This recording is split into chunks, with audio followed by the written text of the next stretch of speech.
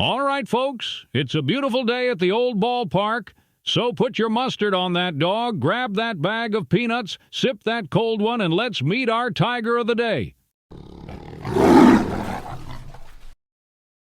Today's Tiger video is Bob Bruce. He is represented by a 1960 Topps base card number 118, with an on-card auto, slabbed by stats grading.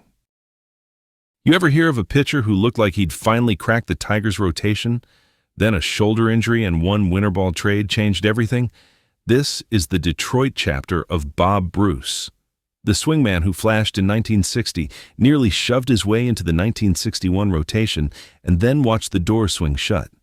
Today, we're diving into a lesser-talked-about Tiger's arm from the early 60s, Bob Bruce. He's a great reminder that baseball careers don't always turn on talent.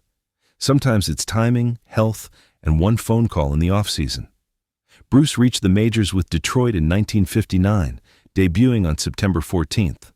And quick note, depending on the reference, you'll see his birthplace listed differently. But the key point for the Tigers story is that he was Detroit area connected and developed in the Tigers pipeline. By 1960, Bruce wasn't just a cup of coffee arm, he was usable, and that matters on a staff. He appeared in 34 games, started 15 of them, and put up a 3.74 ERA over 130 innings. That's the profile of a pitcher a team keeps around, because he can do a little bit of everything: spot start, long relief, soak up innings when the rotation gets wobbly. Then comes 1961, and Bruce finally looks like he's grabbing a real rotation foothold. In the 7th game of the season, he pitched brilliantly, taking a shutout into the 9th inning before finishing with a 3-1 win over the Los Angeles Angels. That's the kind of start that makes coaches say, okay, maybe this guy's turning the corner. But here's the gut punch. A shoulder injury soon after limited his year, and he only managed 14 appearances and 6 starts for Detroit that season. Overall, he logged 44 2/3 innings with the Tigers in 1961. The wild part is that Detroit won 101 games in 1961 and finished second behind the Yankees.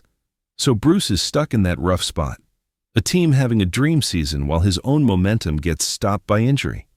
And then comes one of those only in baseball moments. The Tigers sent Bruce to winter ball in Puerto Rico, and that's where he found out he'd been traded.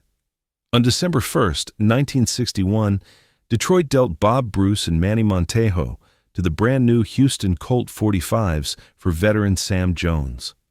So Detroit's swingman, who was trying to become a full-time starter, gets shipped out right as expansion opens new opportunities around the league.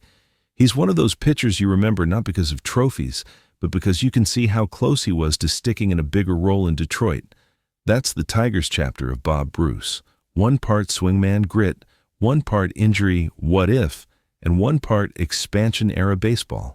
If you enjoyed this deep dive Tigers pitching story, drop a like, subscribe, and comment.